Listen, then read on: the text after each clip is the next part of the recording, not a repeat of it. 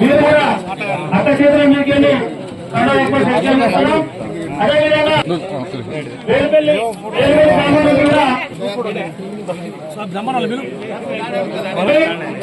మెట్టుపల్లి కమలాకర్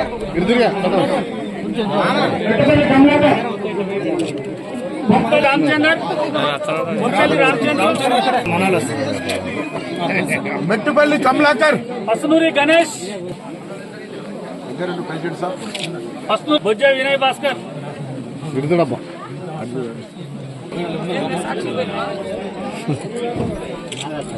కాబట్టి అవినీతి ముద్ర వేసి ఆయనను బెదిరింపులకు గురి చేసి తీసుకున్నారు.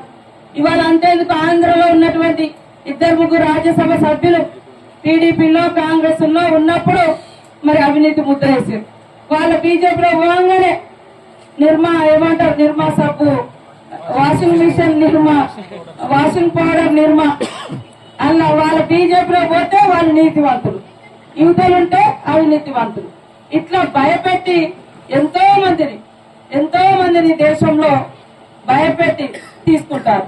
మళ్ళీ పైనుంచి మన పార్టీ అవినీతి పార్టీ అని ముద్రలు ఇస్తారు. మేము అవినీతి పార్టీ అయితే ఇన్ని కష్టాలు ఎందుకు వస్తాయి, కాంగ్రెస్ కు ఇన్ని ఇబ్బందులు ఎందుకుంటాయి? నీ లెక్క కాంగ్రెస్ కు ఒక ఆదాని లేడు, ఒక అంబానీ లేడు. దోసిపెట్టి నేను గొప్పనని ఇది చెప్తావు, కానీ ఆస్తులన్నీ ప్రజల ఆస్తులన్నీ ఆదాని అంబానీకి ఇస్తున్నారు. కాబట్టి ఒక్కసారి ఆలోచించాలి.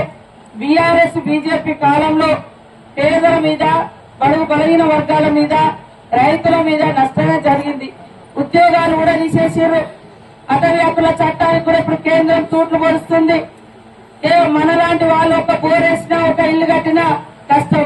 అదే మైనింగ్ తవ్వుతే మాత్రం గ్రామ సభల అనుమతి లేకుండా వాళ్ళకి ఇష్టం ఉన్న వాళ్ళకి ఇచ్చుకోవచ్చు కేంద్రం. కానీ మనం ఒక పోడు పెట్టుకుంటే లేదా ఒక బోర్ వేసుకుంటే, ఒక మడి కడితే దానికి కేసులు, ఇట్లాంటి కొత్త చట్టాలు తీసుకొచ్చారు, సవాళ్లు తీసుకొచ్చారు. అదే కాకుండా మరి ఎన్నో రకాలుగా మీరు చూస్తా ఉన్నారు. ప్రజలు తినే తిండి మీద జీఎస్టీ పన్నులు, ప్రజలు కట్టుకునే బట్టల మీద పన్ను 12%, పిల్లగాళ్ళు స్కూళ్ల మీద పన్ను, చచ్చిపోతే పన్ను, పుడితే పన్ను, ప్రతిదీ కూడా ఈ రోజు బీజేపీ ప్రభుత్వంలో చేసుకొని పని చేసిరో పని చెయ్యాలి. లీడర్షిప్ అనేది ఊకే అక్కడిక్కు అన్నదిక్కు ఇక్కడ చూసుడు కాదు. లీడర్లా ఎదగాలంటే గ్రామాన్ని లీడ్ చేయాలి. అవసరం ఉన్న కాడ 10 రూపాయలు ఖర్చు పెట్టుకొని మంచికి చెడుకు జనానికి క్యాడర్ కు అందుబాటులో ఉండాలి. మరి మండలం అయినా, గ్రామం అయినా, జిల్లా అయినా, నాయకత్వం అయినా కూడా పని చేసుకుంటూ పోతే ప్రజలు గుర్తిస్తారు. అక్కొచ్చినప్పుడే మనం మీటింగ్ పెడదాం, అన్నొచ్చినప్పుడే మనం కూర్చుందాం అంటే మరి ఎప్పుడూ ఒకటే కాడ నేను ఉండలేను. నాకు ఈ మండలాలు 9 మండలాలు ఉన్నాయి. అదే విధంగా రాష్ట్ర బాధ్యత. ఇప్పుడు ఆదిలాబాద్ కి ఇన్ఛార్జ్ మనోళ్ళు కూడా అర్థం చేసుకోవాలి. ఇక్కడ నుంచి రకరకాల సమస్యలు.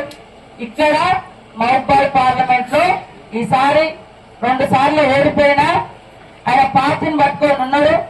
కేంద్ర మాజీ మంత్రిగా పనిచేసిండు. ఎన్నో ప్రలోభాలకు వచ్చినా పోకుండా ఉన్నాడు. కాబట్టి మరి బలరామన్న గారికి ఇవ్వడం జరిగింది. ఆదిలాబాద్ కు నేనే ఇన్ఛార్జిగా ఉన్నా. అక్కడ గోండు సామాజిక వర్గం నుంచి వచ్చిన ఒక ఆదివాసీ సాధారణమైనటువంటి గ్రామ టీచర్, కాంగ్రెస్ ప్రభుత్వంలో ఇచ్చినటువంటి జీవో నెంబర్ 3తో వచ్చినటువంటి జీవీవీకే ఒక టీచర్ కు ఇవాళ ఎంపీగా నిలబెట్టడం జరిగింది. కాబట్టి గెలిపించుకునేటువంటి బాధ్యత కూడా అక్కడ నా మీద కూడా ఉంది. ఇక్కడ నా పార్లమెంట్, నేను ఇదే పార్లమెంట్ కు మరి మన పార్లమెంట్ కూడా మహబూబాబాద్, మరి మా ఇద్దరు పక్క ఊరే, ఇక్కడ నుంచి ఆ తండంత దూరం. కాబట్టి మరి అన్న గెలిస్తే కూడా నాకు 1000 అడుగుల బలం ఉంటది. కేంద్రంలో చాలా పనులు అవసరం ఉంటాయి. మనలాంటి ట్రైబల్ ఏరియాలలో, ఏజెన్సీ ప్రాంతాలలో ప్రత్యేకమైన నిధులు ఉంటాయి. అవి తీసుకొచ్చుకొని ఇంకా అద్భుతంగా స్కూల్ గాని, మరి టూరిజం గాని, రకరకాల స్కీమ్స్ ఉంటాయి. కాబట్టి ఆయన ఒక సామాజిక మంత్రిగా మరి పనిచేసిన సోషల్